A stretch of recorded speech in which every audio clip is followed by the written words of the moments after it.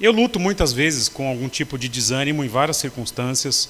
Eu não sou muito de desistir, aliás, sou bem teimoso, mas é difícil às vezes manter a consistência, manter a constância, especialmente naquelas coisas que são certas. E como pastor, eu acho que o desânimo ele se abate em dois níveis ou em dois âmbitos, né? Primeiro, como qualquer crente, as mesmas lutas pessoais, lutas contra o pecado, as questões familiares, as questões da vida, o trabalho, sustento e tudo mais, que todo mundo que é crente luta aqui e ali. Mas o pastor tem um agravante ainda, que está em Hebreus capítulo 13, versículo 17, quando diz assim: obedeçam seus líderes e submetam-se à sua autoridade, eles cuidam de você como quem deve prestar contas, e o texto diz: obedeçam-lhes, para que o trabalho deles seja uma alegria e não um peso. Por isso não seria proveitoso para vocês. Então o pastor, além das lutas normais de um cristão, ele luta com as situações ministeriais, muitas vezes que chegam, e situações de afronta, e isso faz parte do ministério. Mas nessas situações, eventualmente de desânimo, de vontade de às vezes chutar um baldinho aqui, outro ali, eu preparei um texto um tanto quanto egoísta, não para os irmãos, mas para mim, e na ideia de que precisamos seguir mesmo quando algum tipo de desânimo se abate. Porque a realidade é que eu e você não precisamos de incentivo para aquelas coisas que nós gostamos. Ninguém precisa falar: Flavinho, faz mais churrasco, né?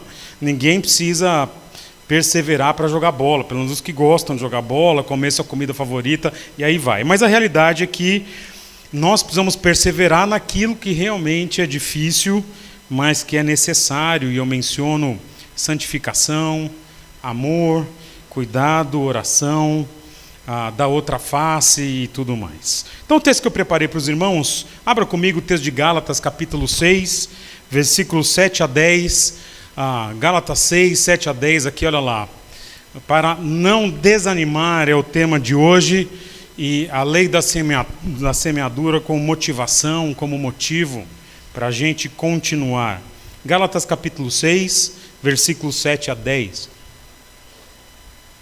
Esse texto que eu tenho meditado nesses últimos 2 dias, na verdade, Gálatas 6, 7 a 10. Diz assim, o texto vai ser projetado para vocês ali no slide. Não se deixem enganar.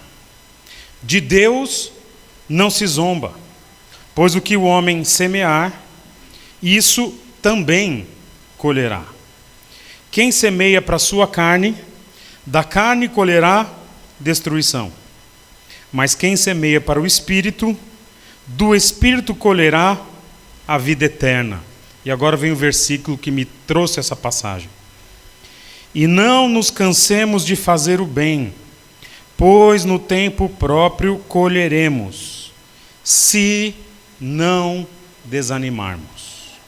Portanto, enquanto temos oportunidade, façamos o bem a todos, especialmente aos da família da fé. Esse é o texto de hoje. Eu vou lidar com esses 4 versículos. Deixa eu passar um pouquinho do contexto em que o apóstolo Paulo escreve a carta aos Gálatas e esse texto aqui. Gálatas é uma carta circular do apóstolo Paulo, não é para uma igreja, é para uma região. É uma região em que ele mesmo fundou as igrejas, primeira e segunda viagem missionária, especialmente gastando tempo na segunda viagem missionária. E Gálatas compõe uma das primeiras cartas do apóstolo Paulo no Novo Testamento. E Paulo é bem duro com essa região, porque nessa região nós tínhamos vários judeus propondo que o evangelho ele não anulava algumas percepções e propostas da lei, e a ideia de que esses judeus eles chegavam de igreja em igreja, chegaram nessa região dizendo: ok, vocês têm Jesus, mas é necessário seguir todo o ritual do Antigo Testamento, especialmente no que diz respeito à circuncisão. E Paulo vai trabalhar com eles vários aspectos da salvação pela fé, não por obras. E no capítulo 5, ele falando para crentes, ele fala dos 2 estilos de vida que alguém pode ter. Um estilo de vida marcado pelas obras da carne e um estilo de vida marcado pelas obras do Espírito. E ele demonstra que os judeus que eram resistentes à mensagem do próprio apóstolo eram judeus que estavam no estilo de vida da carne, e a expressão disso era a beligerância com que eles lidavam com o apóstolo. Quando chega no capítulo 6, Paulo então ele fala de como que você deve tratar quando alguém peca. E ele diz no versículo 1, se alguém for surpreendido em alguma falta, vocês que são espirituais devem corrigi-lo com mansidão, mas toma cuidado para que não seja tentado. E ele vai mencionar a questão das cargas, cada um deve carregar as suas próprias cargas e a dos outros também. E ele termina essa parte, e eu entendo que termina, vocês vão entender já já, há pessoas que dizem que é o começo da próxima, mas eu entendo que ele termina no versículo 6 de Gálatas capítulo 6, dizendo: o que está sendo instruído na palavra, partilhe todas as coisas boas com quem o instrui. O que o apóstolo Paulo termina a primeira sessão de Gálatas 6 dizendo é o seguinte: quando alguém peca e está sendo instruído, todo mundo gosta, né? Quando você peca e alguém fala assim, meu irmão, isso está errado, a pessoa te recebe tão bem, não recebe? E é tão comum, nesse contexto, especialmente pessoas que contribuem financeiramente, vai me confrontar? E aí, de repente, suspende, né? Como a nossa igreja não controla o que entra e o que sai, mas eu imagino que isso seja comum. E aí, o apóstolo diz, olha, você está sendo confrontado para o seu bem, você deveria, já que você está sendo instruído na palavra, continuar partilhando as coisas boas com quem o instrui. João Calvino e Martinho Lutero e uma série de comentaristas deles vão dizer que esse texto do sustento pastoral introduz todo o tema seguinte. Eu, humildemente, não sou ninguém, mas eu discordo deles. Para mim isso tem que ver com a parte anterior. E agora, na minha opinião, Paulo, ele muda levemente de assunto. Ele pega o assunto de aquele que o instrui e ele fala, a propósito, agora eu quero falar da instrução que eu quero dar para vocês. Então, dos versículos 7 a 10, nós temos um incentivo do apóstolo Paulo a uma vida santa. E eu quero trabalhar com vocês nesse texto que eu já li, 4 P's. Letra P de Pedro, não é? Ou de pecador, que é praticamente a mesma coisa. E eu quero trabalhar com vocês os 4 P's de cada um desses versículos, cada um tem um P. E o primeiro P está no versículo 7, que é o P de princípio. No versículo 7, o apóstolo Paulo trata um princípio, é o princípio da semeadura. Não se deixem enganar, de Deus não se zomba, pois o que o homem semear, isso também colherá. Na maioria dos manuais, dos comentários, vocês vão entender que eles vão falar que isso tem que ver com a parte financeira. Eu discordo disso. Para mim, Paulo está trabalhando santificação, vocês vão ver já já. Não se deixem enganar, de Deus não se zomba, pois aquilo que o homem semear, isso também colherá. Eu usei a letra P só para ficar todos no P, poderia ser uma lei, uma verdade, mas princípio só para ficar com a letra P. E esse princípio, essa lei, essa verdade começa com um não se engane. Quando começa assim, isso é importante. Quando o apóstolo fala não se engane, ele está dizendo isso porque as pessoas se enganam. No fundo, todo mundo acredita que as coisas que a gente faz, elas não têm as consequências justas e merecidas. Eu fiz tal coisa, mas já foi, acabou, passou. Mas não é assim que a nossa vida funciona. Não se engane, de Deus não se zomba. Não é? As nossas ações, elas têm consequências. E é interessante que as consequências, vocês vão ver no contexto, não são imediatas. O que o apóstolo está dizendo é o seguinte: as nossas ações são como uma sementinha.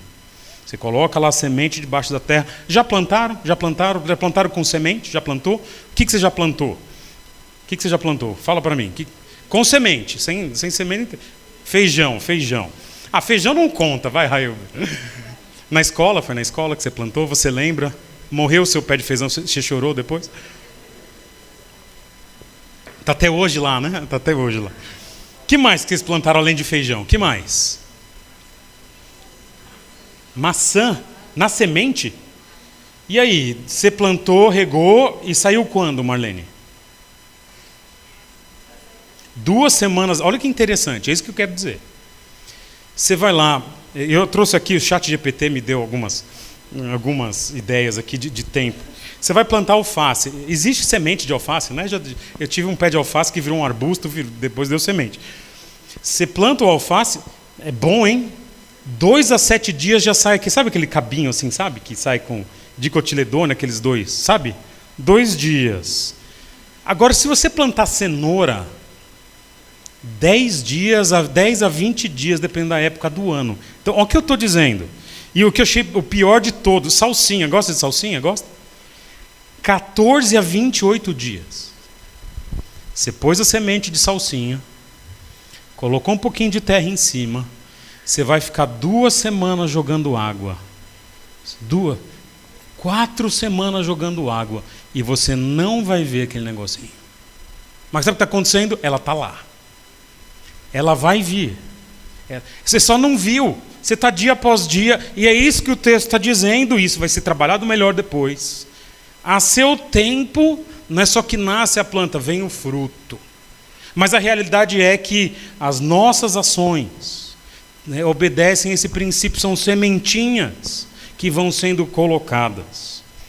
Mas quando você fala de semente, e o texto fala de semente, a gente sempre pensa num processo natural. É a lei da natureza, da mãe terra. O texto diz, de Deus não se zomba. Não é um processo natural aqui. Deus está coordenando um processo retributivo. Um processo do que aquilo que eu faço, aquelas nossas ações, nossas intenções, nossos pensamentos. Isso vai ter consequências, vai ser a colheita que eu vou ter. Deus está no processo de regar, da sementinha está escondida lá na terra. E quando as coisas começarem a frutificar, era Deus que estava no processo. O texto diz, aquilo que o homem semear, isso também colherá. E é interessante o tempo que é usado aqui, dá uma ideia de que o que a gente planta, de fato há uma colheita esperada. Porque muitas vezes a gente se arrepende da semeadura, mas a realidade é que a gente não gosta da colheita. E esse é o princípio que está aqui no versículo, o princípio da semeadura. Eu planto e porque Deus supervisiona o processo, eu vou colher. E isso serve para as coisas boas, mas serve também para as coisas ruins. E isso está no versículo 8, que é o segundo P, que é o P da produção. Eu queria colocar colheita, mas colheita com C. Então ficou produção. Olha o que diz o versículo 8. Quem semeia para a sua carne, da carne colherá destruição. Mas quem semeia para o Espírito, do Espírito colherá vida eterna. Esse texto é muito interessante, esse texto, versículo 8, muitos dos comentários não concordam sobre o que ele quer dizer, há muito debate aqui. Mas eu vou trazer para vocês as 2 principais perspectivas. Primeiro, a ideia aqui pode ser basicamente a vida cristã. Crentes que consistentemente procuram algum tipo de autossatisfação ou naquilo que não é legítimo, ou naquilo que em tese não é errado, mas a forma como lidam com aquilo se torna errado.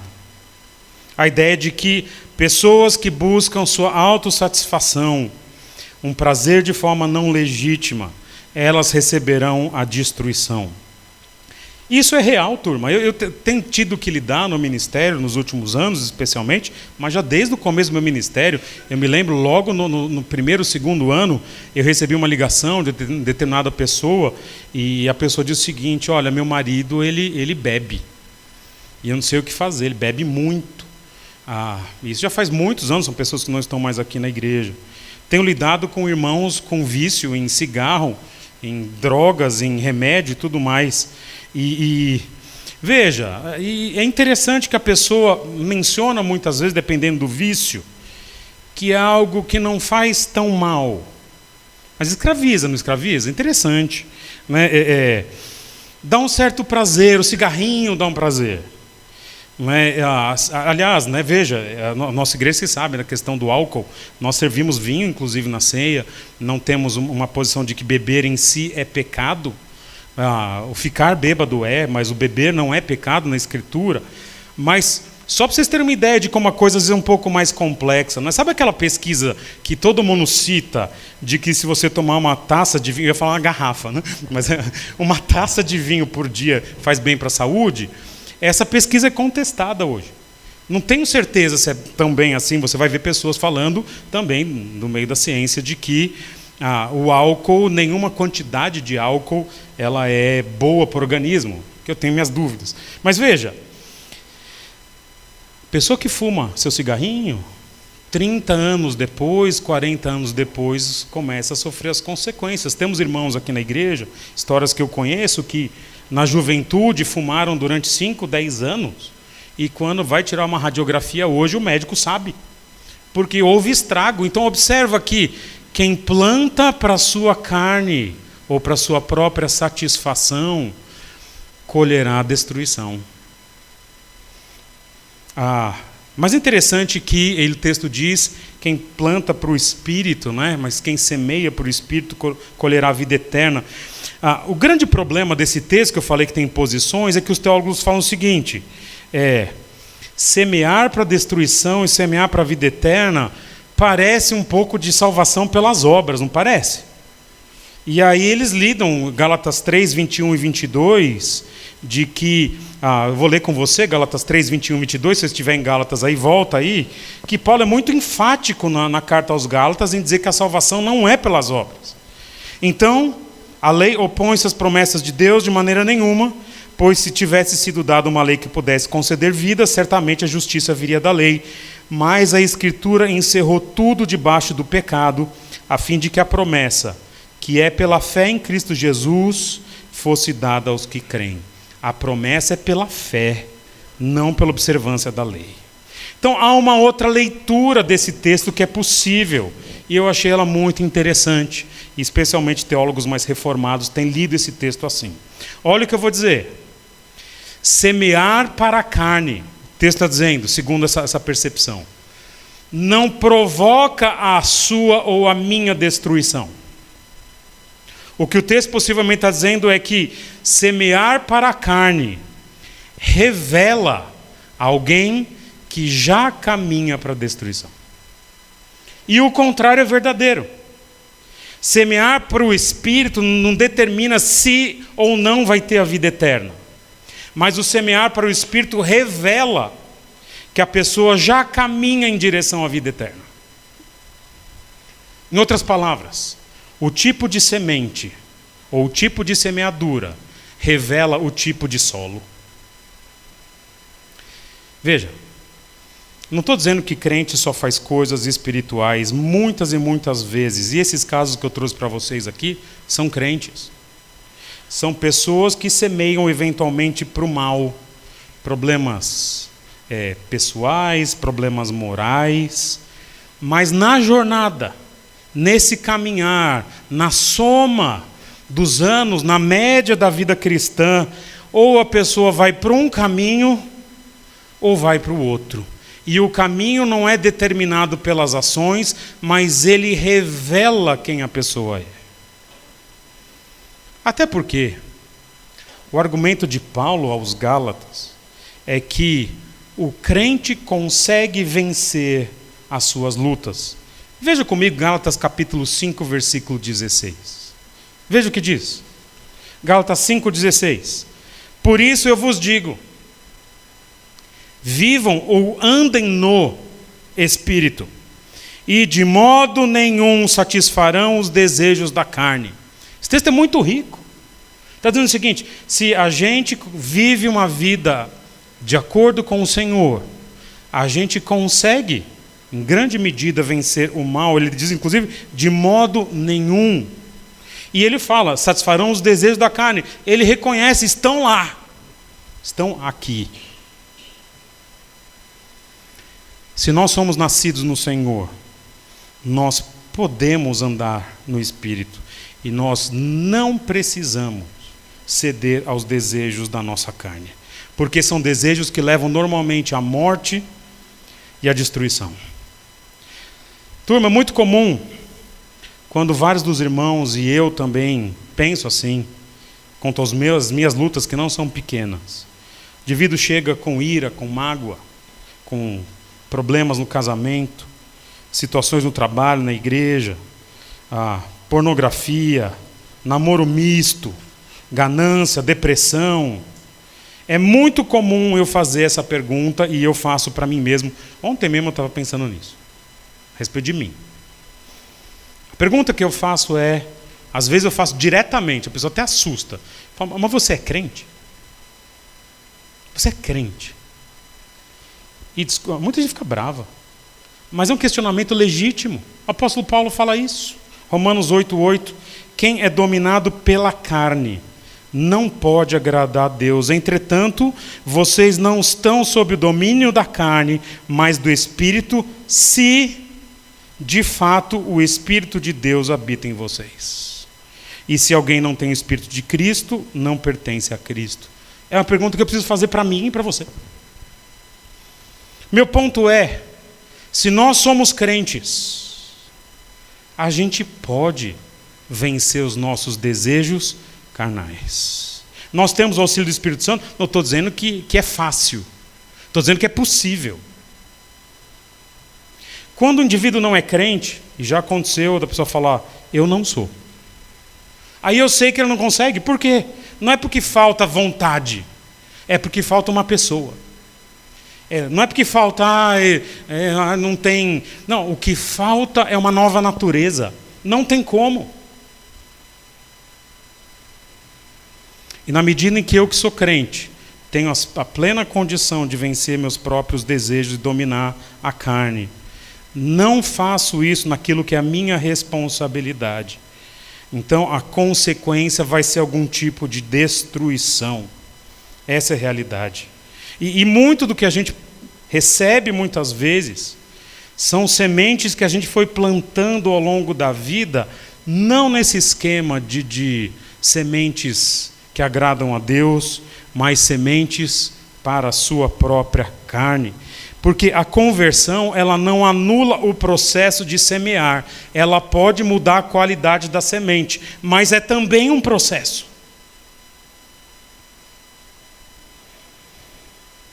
Quero trazer para mim e para você algumas das sementes que eventualmente eu e você, nós, crentes, plantamos, achando que a colheita para nós não vai vir.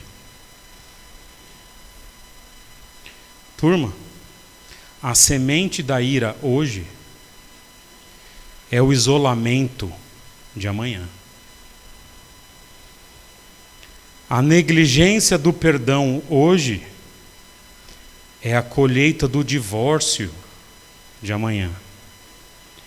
A mágoa de hoje, a murmuração de hoje, é o velho rabugento de amanhã. A sonegaçãozinha de hoje é a cadeia por estelionato e por roubo de amanhã. A pornografia de hoje é o adultério de amanhã. A preguiça de hoje é a falta de sustento de amanhã. E assim vai. E isso para sementes ruins. Por outro lado, o perdão de hoje é a felicidade conjugal de amanhã. A honestidade de hoje é a paz e o sono tranquilo de amanhã. A santidade moral de hoje é o casamento feliz de amanhã. O trabalho de hoje é a prosperidade de amanhã. Sementes que eu lanço que podem produzir um futuro de paz. E essa é a parte da produção. O princípio da semeadura e a produção, ela só tem dois resultados. Ou é destruição, ou é vida. E aí o versículo 9, esse eu vou gastar um pouquinho mais de tempo, mas indo num bom ritmo aqui. E não nos cansemos de fazer o bem, pois no tempo próprio colheremos, se não desanimarmos. Esse é o princípio da semeadura. O que eu planto, eu vou colher. É uma produção que é uma colheita que pode ser de morte ou de vida eterna, em termos pelo menos das consequências dessa vida, se for para um crente, ou revela quem eu sou, se é alguém que não é crente. E o terceiro P é o P da perseverança. Fazer o bem pode cansar a turma. O fruto só chega com o tempo. Ele diz: não cansemos de fazer o bem. Turma, eu conheço inúmeras histórias de pessoas que, tendo dado vazão à sua carne, não se cansaram.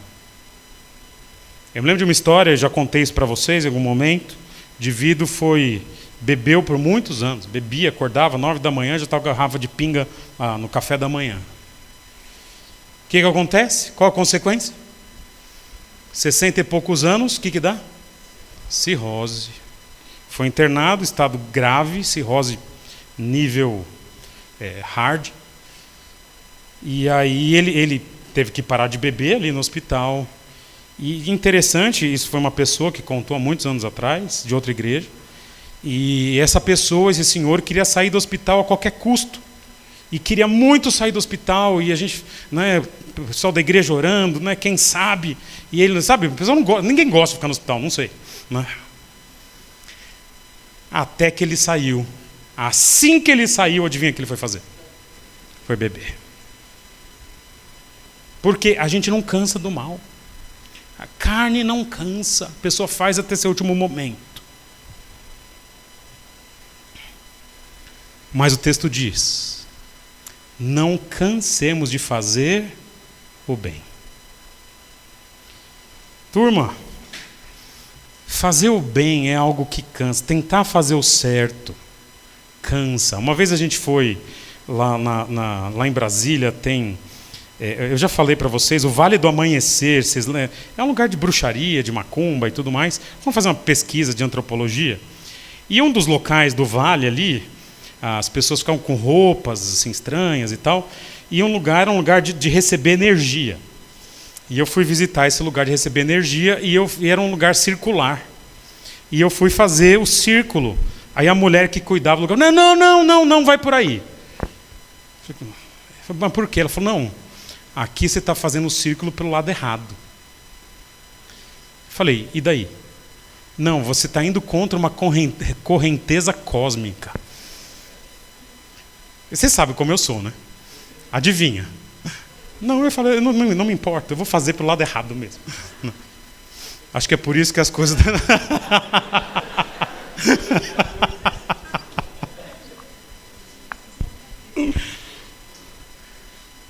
Fazer o certo é nadar contra a correnteza. Cansa. Às vezes a gente nada e não sai do lugar, turma. Até a ponto do próprio apóstolo falar: olha, pois no tempo próprio colher. Não é de imediato.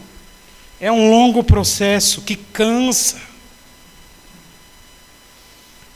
E é interessante que normalmente a resposta não é garantia. Os livros que nós temos aí que a igreja vende, a igreja vende a preço de custo, sobre casamento, eles falam uma coisa interessante. Eles falam assim, que normalmente a esposa, ela é muito responsiva da forma como o marido a trata. Ou responde para o bem, se é bem tratada, ou responde para o mal, se é maltratada. E eu creio que é muito verdade isso. Mas veja, nem sempre é assim. Há um caso no livro do Dr. Robert Jones, sobre ira. Ele menciona o nome da mulher, é Abigail. E ele diz que o marido ele ofendia a esposa muitas e muitas vezes. E qual que foi a resposta natural da esposa? Amargura e mágoa. Só que esse rapaz procurou aconselhamento e, aos poucos, ele ofendia e começou a ofender num nível menor. E, inclusive, teve excelentes melhoras e se tornou um bom marido. E ele narra no livro, se não me engano, no último capítulo, que a Abigail começou bem o processo de aconselhamento, mas ela não conseguiu superar a amargura das ofensas que ela recebeu ao longo dos anos. Veja, ele continuou, ela não. Porque eventualmente fazer o certo cansa e algumas pessoas desistem. Eu vou trabalhar isso com vocês já já. Deixa eu passar para vocês uma foto muito importante aqui. Eu tinha esquecido de pôr no sermão. Durante a música me doeu o coração e eu consegui dar um jeitinho lá. Olha aqui. São árvores do meu terreno, turma. Quero apresentar para vocês as duas árvores que nós temos lá. As duas foram plantadas no mesmo dia. Qual que está mais bonita? Essa ou aquela? Essa daqui. Essa daqui é o pêssego. É o pêssego. Certo? Dá pêssego todo ano. Os bichos adoram esse pêssego aqui. A gente quase não comeu. Mas deixa eu mostrar para vocês. Vocês sabem que árvore é essa? Alguém sabe, olhando aqui, qual é? Qual que é? Qual que é? Essa é a minha famosa macieira. Que tantos irmãos aqui da igreja, algumas pessoas que falaram que era um galinho. As duas no mesmo tamanho, no mesmo dia.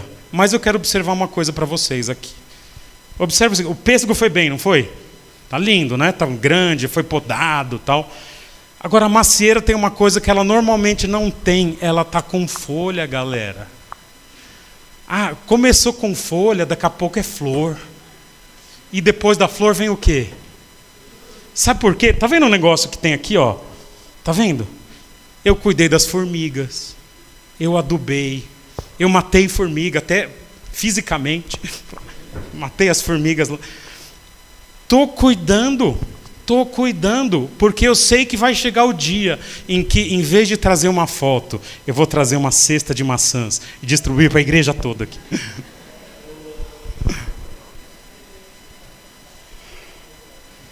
Porque as árvores demoram um tempo para trazerem no tempo certo o seu fruto.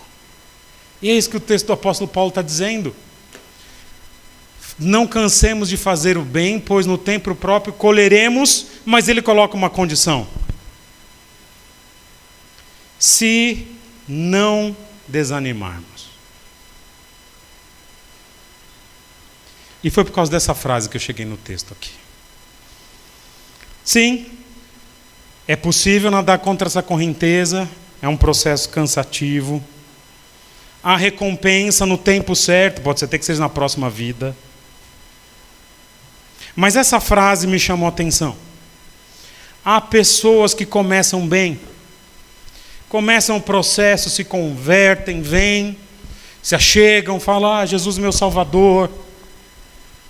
Mas já viram, eu conheci um caso muito emblemático, 2 casos muito doloridos, de 2 amigos, um deles pastor. Vieram bem, até o dia em que parou, desanimou. Um deles hoje é membro, não sei se é membro, não sei se existe membro, é da igreja do Caio Fábio. E aí eu começo a trabalhar com os irmãos aqui um pouquinho do que é a teologia reformada, importante nessa percepção. Gente, irmãos, a salvação ela não é um momento de uma experiência, ela é sim um momento que começa numa conversão, mas ela se completa nesse processo de perseverança.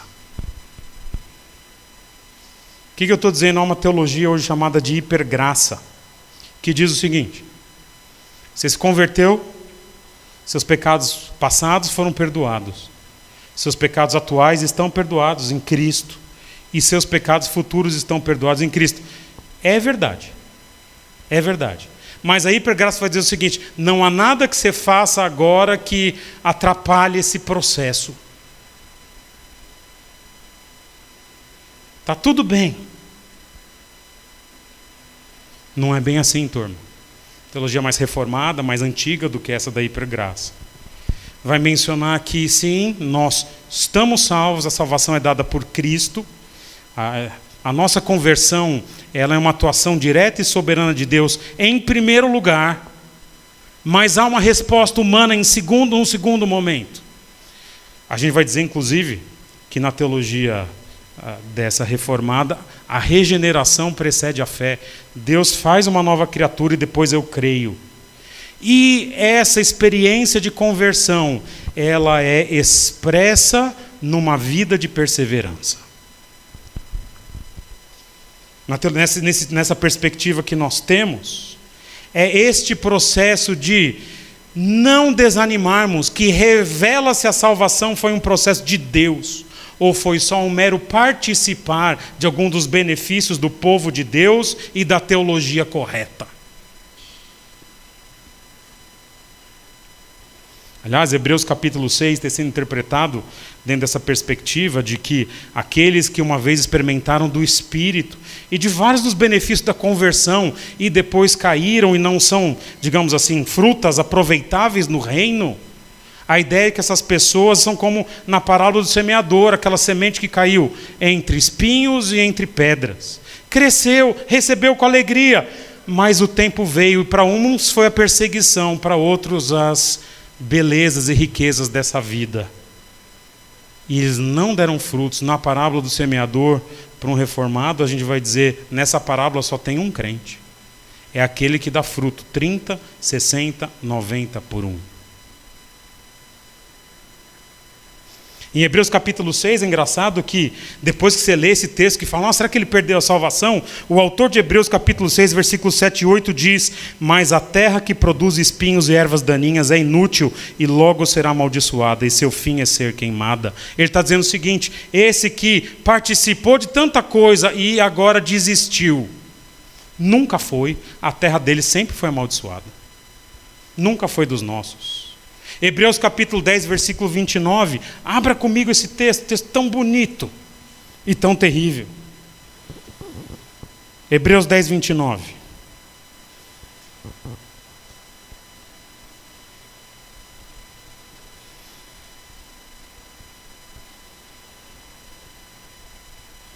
Os irmãos sabem que eu nunca falo de calvinismo aqui, hoje falei.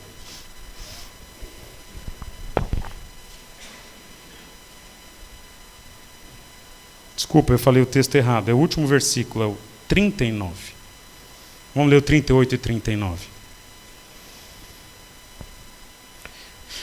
Diz assim, o 38 e 39. Mas o meu justo viverá pela fé, e se retroceder, não me agradarei dele. Comentário agora do autor de Hebreus sobre a ideia do justo viver pela fé. Nós, porém, não somos dos que retrocedem e são destruídos, mas dos que creem e são salvos.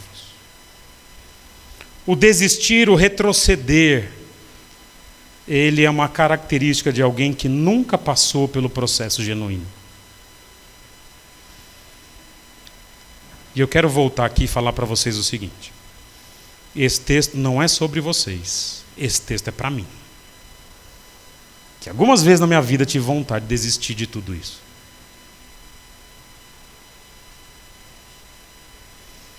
Preciso ouvir, às vezes, da palavra de Deus e da teologia que eu já estudei tanto, essas coisas que são tão básicas e tão necessárias. E esse é o P da perseverança. Fazer o bem cansa, mas é a perseverança que é a característica daqueles que semeiam no Espírito. Versículo 10.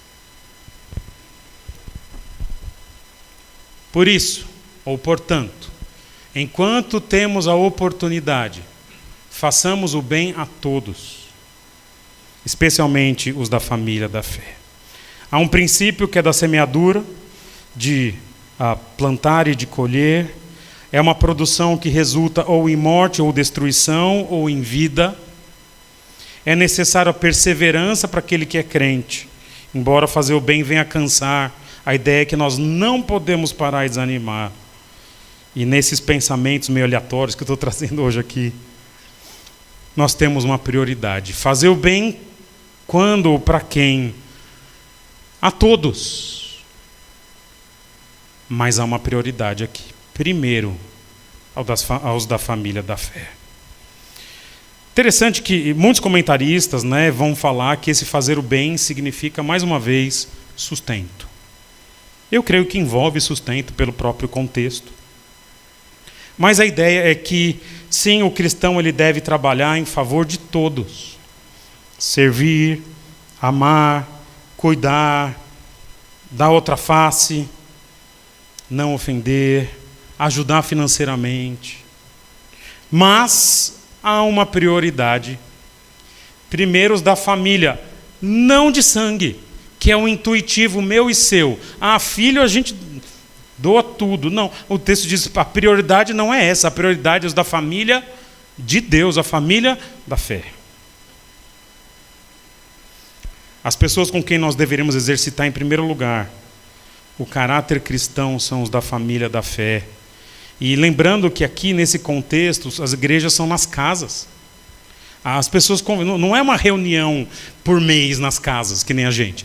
Era reunião todo domingo. Ali era uma família que convivia, que tinha ali grupo pequeno, casa apertada, não é casa grande. Então era 15 pessoas, 10 pessoas convivendo ali, era uma igreja. Esses são os que recebem os nossos atos de benevolência. Eu vou contar uma determinada pregação de um amigo meu, para depois ilustrar o ponto que eu quero dizer para vocês. Ouvindo o sermão de um amigo muito querido, quem me discipulou no começo da minha caminhada cristã, ele começou um sermão sobre casais. Ele disse o seguinte, achei muito interessante a colocação dele: se você não ama o seu cônjuge, que é uma luta, acho que de todos nós, o amor ele é prático, mas ele disse, se você não luta nesse amor, desculpa, ele falou assim, é a única pessoa com que você se comprometeu a amar diante de Deus e dos homens. Se você não prioriza esse amor, não tem nenhum outro amor na vida que você vai conseguir priorizar. Estou contando isso para vocês para parafrasear.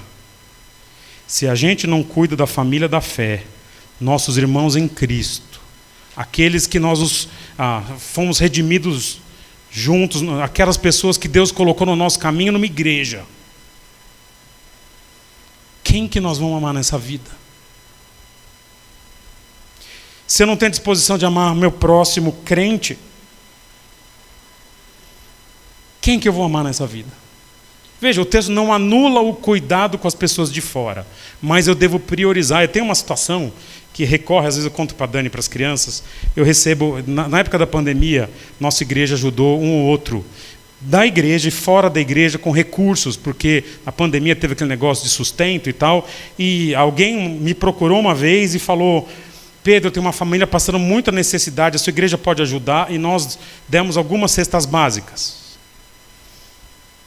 E depois, uma família, ela continuou pedindo, eu falei, peraí, eu não conheço vocês. Vão nos visitar um dia, eu quero conhecer vocês. E aí ficaram de vir. E não vieram. Mas a demanda da cesta continuava. Aí chegou uma hora, eu falei o seguinte, enquanto eu não conhecer vocês, nós não vamos ajudar. Nós inclusive estamos passando uma situação aqui na igreja em que nós ajudamos a pessoa. Eu falei, eu não conheço vocês. Vem aqui um dia, deixa eu conhecer. Por causa desse versículo aqui. Sim, nós estamos, cesta básica, ótimo. Mas quem são vocês? Por que E essa família me escreveu faz 2 semanas. Da pandemia até hoje.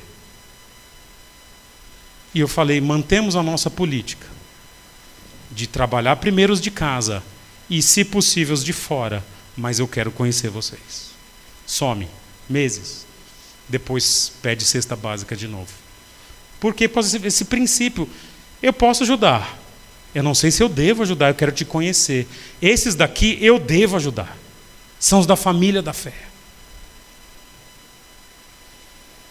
Não só ajudar financeiramente, ajudar no cuidado, no amor, em tudo isso que nós temos trabalhado aqui. Há um princípio da semeadura, o que eu plantar, eu vou colher. Se for algo para minha carne, destruição, ou no espírito, vida eterna. Esse plantar para a vida eterna é algo que pode cansar, mas eu devo permanecer. No devido tempo vai vir o fruto. E na hora de plantar, de cuidar, eu vou priorizar os meus irmãos. Turma, quero terminar com uma aplicação. Tudo que nós temos feito na nossa vida, e aí isso me preocupa bastante, a mim, são sementinhas que eu estou lançando. Eu não posso mais mudar as sementes que eu já lancei. Não muda. Eu posso começar a mudar as sementes que eu vou lançar hoje. Ou da carne, fazer aquilo que eu gosto e tudo mais. Ou do espírito. Seja o que acontecer, vai frutificar. Eu tive a experiência, eu quero terminar falando disso e lendo um texto. Uma experiência muito, muito doida de encontrar pessoas que nós não víamos há 20 anos atrás. Faz 2 semanas, 2, 3 semanas, eu fui pregar num determinado evento e encontrei pessoas que eu não via há 20 anos atrás. 20 e tantos anos, 21 anos atrás. Bastante tempo, né? Não tinha notícia, não tem rede social, já faz alguns anos, não sabia como estavam, e reencontrei, até meio que acidentalmente. E alguns, todos eram crentes, todos do ambiente que eu venho, alguns muito bem com Deus, muito bem, frutificando. E outros 20 anos depois, ou com as mesmas lutas, ou pior do que estavam há 20 anos atrás. Lembrem desse texto aqui. Faz 20 anos que uns estão jogando sementinhas para o espírito, outros sementinhas para o mal. 20 anos depois, você olha e fala: meu Deus do céu, agora é a hora da colheita. Quero incentivar os irmãos lendo um texto que menciona um pouquinho de que a colheita final, ela vai ser muito importante. 1 Coríntios 3:10. Segundo a graça de Deus que me foi dada, lancei fundamento como prudente construtor, e outro edifica sobre ele. Porém, cada um veja como edifica. Aqui a ilustração não é semente, é prédio. Porque ninguém pode lançar outro fundamento além do que foi posto, o qual é Jesus Cristo. Contudo, se o que alguém edifica sobre o fundamento é ouro, prata, pedras preciosas, madeira, feno, palha, manifesta se tornará a obra de cada um, pois o dia a demonstrará, porque está sendo revelada pelo fogo. E qual seja a obra de cada um, o próprio fogo o provará. Se permanecer a obra de alguém que sobre o fundamento edificou, esse receberá galardão. Se a obra de alguém se queimar, sofrerá ele dano, mas esse mesmo será salvo, todavia como se através do fogo. Não é só uma roça que nós estamos criando, é um prédio, e o material um dia vai ser provado. E olhando para esse texto, eu penso sobre muito do que é esse meu desânimo. Eu penso: ai, Senhor, me ajuda a perseverar em jogar sementinhas para o Espírito. Vamos orar.